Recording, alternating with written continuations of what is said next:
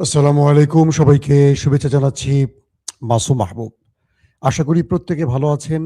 দেখতে এবং শুনতে পাচ্ছেন। ক্লিয়ার কিনা আমাকে একটু জানাবেন। বাগদাদ থেকে আমাদের প্রিয় ভাই ইউসুফ খান, আবারও আপনাকে পেয়েছি ভাই। নাসরিন জাহান, ঢাকা মিরপুর থেকে।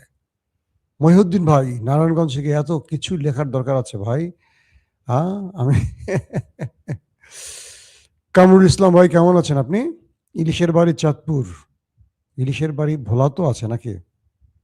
শেরপুর, কুয়েত থেকে ভাই মোমেন, ওমান থেকে আহার, নোয়াখালী। আন্নারা ভালো আছেননি ভাই? প্রিয় দর্শক, আমি প্রথম যে সংবাদটি দিয়ে শুরু করতে চাই সেটি হলো, একটি বিশেষ সূত্রের খবর পাওয়া গেছে যে ইরানি সেনাবাহিনী আজ রাতে পৃথিবীকে সবচেয়ে বড় চমক দেখাতে পারে। বলা হচ্ছে পৃথিবীর মানুষ শত শত বছর ধরে মনে রাখবে এমন কিছু ঘটাবে ইরান। এখন পর্যন্ত এই বিষয়টির কনফার্ম কিছু জানিনি কি হতে পারে, বাট একটি সূত্রের দাবি হলো যে ইরান এমন কিছু আজকে ঘটাতে যাচ্ছে। কারণ কি? আগামী মঙ্গলবার আমেরিকা, ইসরায়েল, ইরানে সবচেয়ে বড় হাই ভোল্টেজ ফাইনাল ম্যাচ খেলবে। তো আমি সবসময় আপনাদের বলি যে ইরান যখন বুঝতে পারে আক্রান্ত হবে, তখন তারা আগে একটা কিছু করে। তো এটা নিয়ে কিছু কথা আজকে লাইভে বলবো। কি করতে পারে ইরানের সম্ভাব্য পৃথিবীকে বিস্ময়কর একটা সারপ্রাইজ দেওয়ার মতো ইরান কি করতে যাচ্ছে, কিছু ইঙ্গিত মিলছে যেগুলো আমি আজকে লাইভে বলবো। দ্বিতীয় গুরুত্বপূর্ণ যে খবরটি সেটি হলো, পৃথিবীর নাম্বার ওয়ান ক্ষমতাধর ব্যক্তি মার্কিন যুক্তরাষ্ট্রের মানে একদম পরাশক্তি যাকে বলা হয়, সে আমেরিকার president mister Donald Trump situation রুমে বসে এক অসাধারণ ফিল্ম দেখলেন। আর সেই ফিল্মটি বানালো কে? পশ্চিম এশিয়ার দেশ ইরান। ইরানের মুভি কিন্তু বিখ্যাত মুভি, জানেন তো, অস্কার পায়। ওই দেশে দুঃখ, ওই দেশে শাকিব খান আর অনন্ত জলিল নেই, বুঝছেন নি আপনারা? তো এখন 3 নম্বর ব্রেকিং খবরটি আপনাদের নেই। চীন রাশিয়া কি বলছে আমেরিকাকে নিয়ে, জানেন? ওই বেটা ট্রাম্প, ধমক দেশ কেন? তুই ধমক দেওয়ার কে? যুদ্ধবিরতি চা, নত হয়ে চা, আওয়াজ দিবি না। কে বলছে? Vladimir Putin. আর চীন কি বলল? চলেন চলে যাই মূল খবরের মধ্যে। আপনারা যে খবরগুলো জন্য ওয়েট করছেন আমি দেখতে পাচ্ছি। আসসালামু আলাইকুম। অনেকে জহির ফরিদপুর থেকে ভাই কমেন্ট করছেন। কমেন্টে আপাতত না যাই, সংবাদে যায়। অনেকে বিরক্ত হয়, অনেকে খুশি হয়, দুটোই। আমার কিছু দর্শক আছেন, অনেকে অনেক রকম। ভাই, মানুষের একটা জিনিস কি, পজিটিভ থিং। একটা ব্যক্তি, তাকে খুশি করা অনেক বড় কাজ। আপনার হয়তো 10 সেকেন্ড সময় নষ্ট হচ্ছে, কিন্তু জীবনে এরকম অজস্র সময় আমরা নষ্ট করি। হাসপাতালে আমরা যখন রুগীর হয়ে থাকি বা রুগীর পাশে থাকি, দেখবেন অজস্র রাত। আমার অনেক প্রিয় মানুষরা আছেন যারা হয়তো এখন হাসপাতালে আছেন, হয়তো কঠিন ব্যাধি নিয়ে আছেন, অথবা সুস্থ হয়ে ফিরে যাবেন। তাদের সময়গুলোকে একবার চিন্তা করেন, তারা কিভাবে নির্ঘুম রাত কাটায়। আল্লাহ তাদের শেফা দান করুক, দোয়া করি। আবার এমনও লোক আছেন যারা রাতে জুয়া খেলে সময় নষ্ট করবেন। সময়টা খুব মূল্যবান। তো মাঝে মাঝে আমার ভাইদেরকে একটু খুশি করতে আমি তাদের নামগুলো উল্লেখ করি, তারা খুশি হন। এটাকে আপনারা নেগেটিভ অর্থে দেখবেন না কখনো। চলেন মূল প্রসঙ্গে চলে যায়। জি শরীফ ভাই, সিলেট থেকে দেখতে পাচ্ছি আপনাকে আমি। ফরিদপুর থেকে জহির। শোনেন, মূল জায়গাটা আজকে বলি। যখন ডোনাল্ড ট্রাম্প তার বাহিনীকে পাঠালেন ইরান অভিযানে, ট্রাম্প তার কমান্ডো বাহিনীকে, মেরিন সেনাদের পাঠালো ইরান অভিযানে। টার্গেট লক হলো ইস্পাহান নিউক্লিয়ার প্ল্যান্ট। কিন্তু তারা দেখালো পাইলট উদ্ধারের নাটক। আজকে দুটো লাইভে এই বিষয়ে ডিটেল বলছি, সেদিকে যাব না, কিন্তু পরবর্তী প্রেক্ষাপটে আসি। তো ডোনাল্ড ট্রাম্প যখন কাসেম সোলাইমানিকে ইরাকের বাগদাদে মিসাইল দিয়ে হিট করে হত্যা করেন, তখনও তিনি সিচুয়েশন রুমে বসে পুরো লাইভ দেখছিলেন। মনে আছে আপনাদের? তো ডোনাল্ড ট্রাম্প এই ব্যক্তি তো একটু কচিখা গ্রুপের লোক, বুঝছেন না? কচিখা গ্রুপ। তার বিরুদ্ধে কিন্তু অ্যারেস্টমেন্ট ফাইল তৈরি হয়েছে, জানেন? অল্প বয়সী মেয়েদেরকে ডট ডট ডট ডট টুট টুট টুট টুট আর কি, বুঝছেন নি? আনারা, এটা হলো সেন্সর টোন। এই মামলা কিন্তু তার ঘাড়ে আছে বলে তিনি এখন আদালতের দৌড়ঝাঁপ শুরু করে দিয়েছে। তো সেই ব্যক্তি ফিল্ম দেখতে পছন্দ করেন, মুভি। তো তিনি সিচুয়েশন রুমে প্রায় বসেন, কন্ট্রোল রুমে প্রায় বসেন। তো তিনি লাইভ দেখেন এবং সঙ্গে সঙ্গে টুইট করেন, আমি আমার বাহিনীকে ধন্যবাদ জানাই, আমার বাহিনী কাসেম সুলাইমানিকে হত্যা করেছে, আমার বাহিনী অমুক তমুক এটা করেছে, আমার বাহিনী কি বলে মাদুরোকে তুলে নিয়ে এসছে, নিকোলাস মাদুরোকে। এগুলো সে বলতে, সিনেমাটিক ভাবে বলতে পছন্দ করেন, তার বীরত্বের গল্প বলতে পছন্দ করেন। ট্রাম্প একটা কথা বলেছে, একটা সুন্দর কথা, যে আমি ব্যর্থ লোকদের আমার সঙ্গে দেখতে পছন্দ করি, যারা কামিয়াব হয়ে গেছে, যারা সাফল্য পেয়েছে তাদেরকে আমি হিংসা করি। কারণ যারা সাফল্য পেয়েছে তারা শুধু আমাকে তাদের সাফল্যের গল্প শোনায়, আর ব্যর্থ লোকরা আমার গল্প শোনে। বুঝছেন নি? মানে গর্ধবদের সে খুব পছন্দ করে, কারণ গর্ধবদের গল্প শোনানো যায়। তো সেই ট্রাম্প 72 ঘন্টা আগে বসছিলেন সিসিশন রুমে। তার প্রায় 1 ডজনের বেশি, 1.5 ডজনের কাছাকাছি বা উপরে এয়ারক্রাফট ঢুকেছে ইরানে। উল্লেখ পাইলট উদ্ধার, কিন্তু পেছনে ইউরেনিয়াম লুট করা টার্গেট এবং প্রকল্প ধ্বংস, অর্থাৎ ইস্পাহানকে ধ্বংস করা। সিচুয়েশন রুমে বসে ট্রাম্প দেখলেন তার বাহিনী নেমে গেল একটা বিশেষ জায়গায়, যেখান থেকে তারা ইউরেনিয়ামের দিকে ছুটবেন। এরপরে C-130 ব্ল্যাক হককে টার্গেট করে যখন ইরান সিরিজ অ্যাটাক শুরু করলো, ট্রাম্প এই দৃশ্যগুলো লাইভ দেখছিলেন। প্রশ্ন করবেন কি করে লাইভ? প্রত্যেকটা সেনাবাহিনীর সদস্যর গায়ে বডি ক্যাম থাকে, জানেন তো আপনারা। সেখান থেকে তিনি সিচুয়েশন রুম থেকে পুরো দৃশ্য দেখছিলেন এবং তার চোখের সামনেই তিনি দেখছিলেন একজন একজন করে সেনা মাটিতে লুটিয়ে পড়ছে। তার C-130 ব্ল্যাক হক, তার MQ-9 রিপার ড্রোন পুরো টুকরো হয়ে যাচ্ছে এবং পুরো ধোঁয়া উঠছে। তিনি দেখছেন তার আরো বেশ কয়েকটি যুদ্ধ বিমান, প্রায় 4টি মোট, সব মিলে 12টি এয়ারক্রাফট ধ্বংস হয়ে গেছে তার চোখের সামনে। তিনি সেই ডিপার্টমেন্টকে দেখলেন, তার এক কর্নেল আহত হয়ে মাটিতে পড়ে গেলেন। তখন তিনি বললেন, দ্রুত তোমরা ফিরে আসো, গেম ওভার। পুরো দৃশ্যটা থেকে তিনি কেন এই নির্দেশনাটি দিলেন, যে সূত্রগুলো বলছে যে ট্রাম্প যে উদ্দেশ্যে ইরানে এই বাহিনীটিকে পাঠিয়েছিলেন সেটি ছিল ইস্পাহান ধ্বংস করে ইউরেনিয়াম নিয়ে আসা। কিন্তু ট্রাম্প তার চোখের সামনে দেখলেন 2 বিলিয়ন মার্কিন ডলারের অস্ত্র ধ্বংস হয়ে গেছে। মাত্র একজন পাইলটের জন্য এত বিশাল ক্ষতি হওয়ার কথা না, এতগুলো মার্কিন কমান্ডোর প্রাণ গেল ইরানের অ্যাটাকে, তিনি কল্পনা করেননি। ট্রাম্প এখানে দুটো গেম করতে গেছেন। এক, ইরানের ভেতরে কমান্ডো স্টাইলে অপারেশন করলে প্রতিক্রিয়া কি হতে পারে, নাম্বার 1। নাম্বার 2, ইরান তার এই ধরেন মার্কিনীদের 500, 1000, 1200 এইরকম কমান্ডোকে যদি মোকাবেলা করতে না পারে, তাহলে আমেরিকা খার্ক আইল্যান্ডে আরো বড় অপারেশনে কমান্ডো বাহিনী পাঠাবে। কিন্তু ইরান এই প্রতিক্রিয়া দেখানোর পর ট্রাম্প লাইভ সেই দৃশ্যগুলো দেখে বুঝতে পারলেন ইরানের ভেতরে অ্যাটাক করে বেরিয়ে আসা খুব টাফ হবে।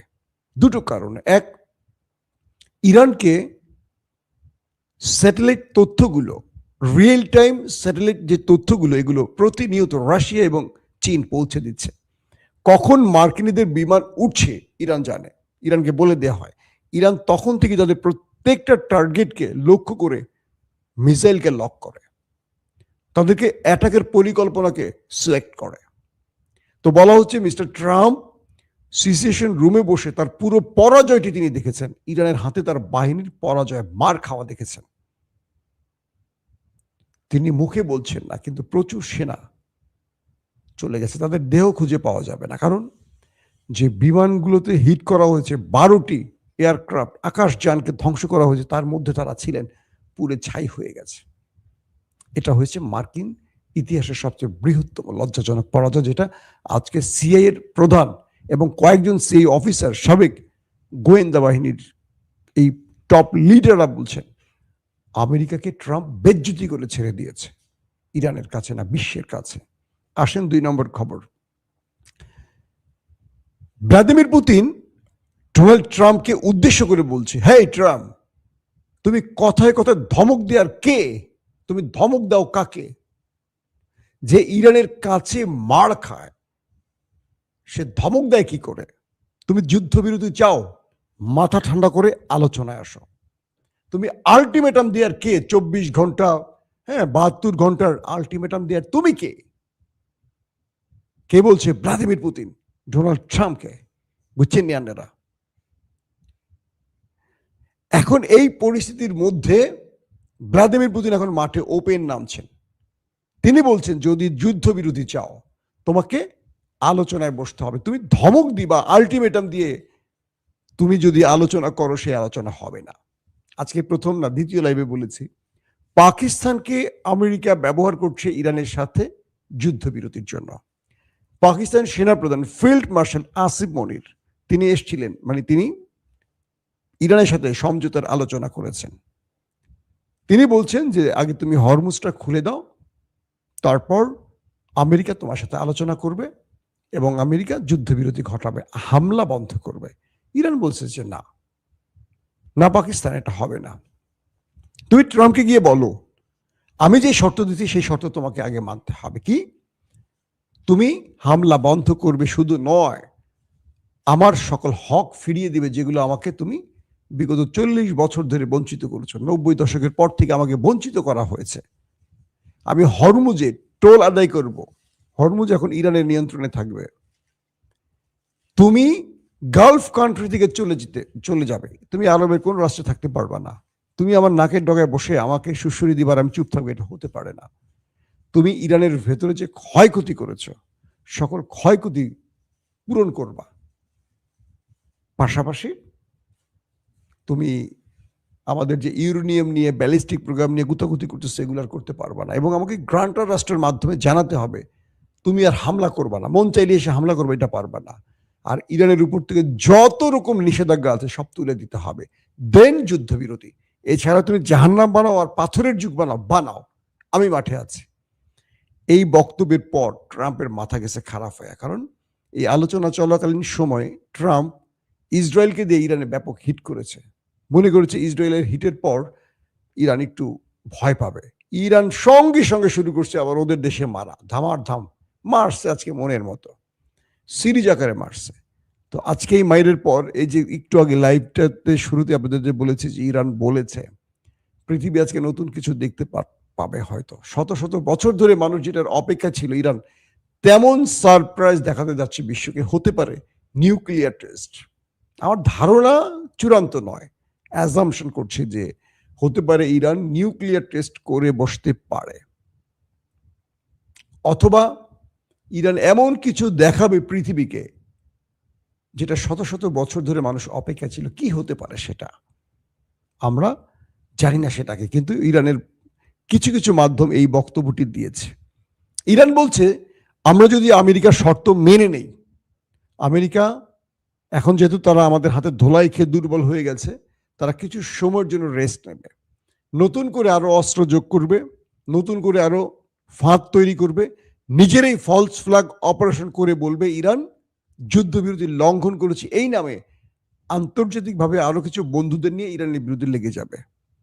আবার আমরা যদি শর্ত মেনে হরমুজ খুলে দেই, ওই দেশ দুটো তারা পৃথিবীকে বলবে আমরা পরাজিত হয়ে গেছি, তারা বিজয়ী হয়েছে, বাট তারা আমাদের পরবর্তী আর কোনো শর্ত মানবে না। এরা বিশ্বাসঘাতক এবং এরা প্রতারক। সো সকল শর্ত আগে মানো, তারপর হরমুজ বিষয় সিদ্ধান্ত আসবে।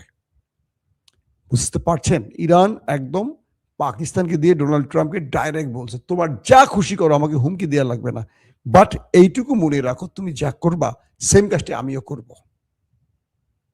তুমি আমাকে একটা মারলে আমি তোমাকে একটা মারবো, তোমাকে দুইটা মারবো, কিন্তু আমি মারবো তোমাকে, আমি হাত গুটায় রাখবো না। তো এই পরিস্থিতিতে আমেরিকা কোনোভাবেই কুল পাচ্ছে না। 48 ঘন্টার জন্য যুদ্ধবিরতি ভিক্ষা চেয়েছে ইরানের কাছে, ড্রাম চাচ্ছে, বুঝিনি, কিন্তু সে মানে ইরান রাজি হয় নাই। এরপর 45 দিনের চেয়েছে, ইরান ডাইরেক্ট পাকিস্তানকে বলছে না এটা হবে না, আমার শর্ত মেনে আসো, আমাকে কোনো ফাঁকি দিয়ে প্রতারণা করবো, প্রতারকদের সাথে বারবার আমি এটা করবো না। তুর্কি সিরিজ যারা দেখছেন দেখবেন ওরা কিভাবে বাইজেন্টাইন যারা আছে কিভাবে প্রতারণা করে। তো এরকম প্রতারণা ইরান আর সহ্য করবে না। চীন রাশিয়া ইরানের পাশে শক্তভাবে দাঁড়িয়েছে। চীন বলছে, ঠিক আছে, তুমি যুদ্ধবিরতি চাও, আমি ইরানের সাথে যুদ্ধবিরতি ঘটাবার জন্য দুতিয়ালি করবো, মধ্যস্থতা করব। তুমি আমাকে কনফার্ম করো ইরান যে শর্তগুলো দিছে তুমি মানবা। তুমি আজকে যুদ্ধবিরতি করবা, মায়ের খেছো, ঠ্যাং ভাঙছে, এখন ঠ্যাঙের চিকিৎসা করে এসে আবার মায়ের শুরু করবা। তুমি তো সেই জাতি। ইরান তো তোমাকে আস্থায় নিচ্ছে না, ইরান তোমাকে বিশ্বাস করছে না। ইরান বলছে তুমি বিশ্বাসে কাজ করছো, 2 দফা অ্যাটাক করছো, তুমি 2 দফা ইরানের সাথে তোমার আলোচনার মধ্যে অ্যাটাক করছো।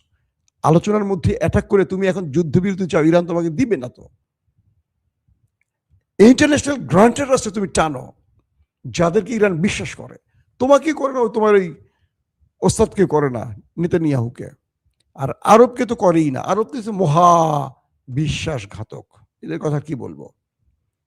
এখন ইরানের প্রশ্ন, ইরান বিশ্বাস করবে কাকে? হয় পাকিস্তানকে, না তো তুরস্ককে।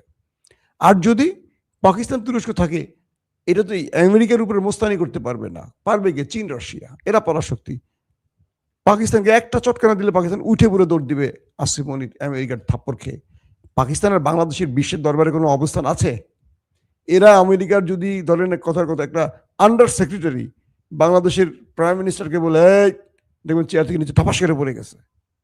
এদের বেল আছে, নিজের দেশ লজ্জার কথা না, এটা তো আমাদের দুর্বলতার কথা যে আমরা এখানে নিজেকে আটকে রাখছি। ওদের ইচ্ছার উপর আমরা চলি, আমরা মানুষের ভোটে চলি না। তো সেই পরিস্থিতিতে ইরান কি চমক দেখাতে পারে এই বিষয়টি এখন চূড়ান্ত নয়। এবং আগামীকালকে সবচেয়ে বড় ম্যাচ খেলবে আমেরিকা ইসরায়েল, এটা বলা যায়। ইরানও সর্বোচ্চ প্রস্তুত। আজ রাতে কি ঘটতে পারে দর্শক? অনেক কিছু ঘটতে পারে। কুর্দিরা, মানে কুর্দিদের ইরানের বিরুদ্ধে লাগাবার জন্য আমেরিকা অস্ত্র দিয়েছিল। কুর্দিরা সেই অস্ত্র নিয়ে কেটে পড়েছে। কুর্দিরা এখন ইরানের বিরুদ্ধে লড়াই করতে চায় না। আমেরিকার অস্ত্র পেয়ে বগলের নিচে নিয়ে দৌড়, উঠে পড়ে দৌড় মারছে। সে আলার অস্ত্র তো পাইছি। এইবার ট্রাম্প বসে মাইন কাছি, ভাই হায় হায় রে, অস্ত্র গেল, কুর্দিও গেল, ইরানের বিরুদ্ধে কেউ লাগতে চায় না। ঘটনা কি বুঝতে পারছেন? এখন সবাই ইউরোপ, ফ্রান্স ফোন দেয় গোপনে গোপনে, হ্যাঁ ইরান তেল লাগবে, তোমার পক্ষে কিন্তু আমি কথা বলছি, দেখো আমার ভূমি ব্যবহার করতে দিই নাই, আকাশ ব্যবহার করতে দিই নাই। জার্মান ফোন দিচ্ছে, হ্যাঁ ইরান কি অবস্থা, একটু তেল টেল লাগে যে, আমার হারিকেন চারাক নিভে যাচ্ছে। স্পেন কয়, আমি কিন্তু তোমার পক্ষেই আছি। ইরান স্পেনের জাহাজ যেতে দিছে, তুমি আমার পাশে একদম ঠিক জায়গায় আছো, তুমি আমার প্রকৃত বন্ধু। এখন ইউরোপ ইরানকে ফোন দেয়, চুপি চুপি যোগাযোগ করে। আর একটা মজার কাহিনী ঘটছে, ইরানের যারা রাষ্ট্রদূত, পৃথিবীর প্রতিটা দেশে ইরানের এম্বাসি আছে না, ওইখান থেকে এরা একটা খেলা শুরু করছে। এরা আসলে মিডিয়ায় ওস্তাদ। ইরান কি করছে শোনেন। এরা কি করছে, ট্রাম্পের বিরুদ্ধে, আমেরিকার বিরুদ্ধে এমন এমন ট্রল করতেছে পুরো দেশে বসে। ধরেন বাংলাদেশে ইরানের যিনি অ্যাম্বাসেডর বা তাদের সেক্রেটারি যারা গুরুত্বপূর্ণ পর্যায়ে আছে, তারা যখন কিছু লেখে সোশ্যাল মিডিয়া, পুরো বাংলাদেশের গণমাধ্যমে আসে, স্বাভাবিক, বা আমাদের সোশ্যাল মিডিয়া আমরা ভাইরাল করে দিই। ইরানের এই অ্যাম্বাসেডর বা তাদের যে দূতাবাসের কর্মকর্তারা আছেন, তারা এমন এমন ট্রাম্পকে ব্যঙ্গ করে ট্রল করছে, আমেরিকাকে ব্যঙ্গ করে ট্রল করছে, যেগুলো পুরো পৃথিবীতে এখন হ্যাভি ভাইরাল ইস্যু। ট্রাম্পকে মোটামুটি দেখবেন এআই দিয়া ট্রাম্প আর নেতানিয়াহুর টাইটানিকের ভিডিও বানাইছে। হ্যাঁ, ট্রাম্প হইলো কেট না, নায়কটা হয় কি ট্রাম্প আর নায়িকাটা হয় নেতানিয়াহুর। এদিকে সেই মিউজিকের মানে ভিডিও টিডিও বানাইছে। আবার দেখা যায় খামিনি তেল নিয়ে বসে রয়েছে, সবাই গিয়ে তেল নেয়, খামিনি তেল দেয়। ট্রাম্প চিন্তা করছে, সারা তেলের ড্রাম না, আমি পুরো তেলের খনি নেবো। সে নিয়ে দিছে দৌড়, এরপরে খামিনি দিছে সুইচ টিপ, ট্রাম্প ওইটা নিয়ে মিজাইলের মতো আকাশে চলে গেছে ওইটা।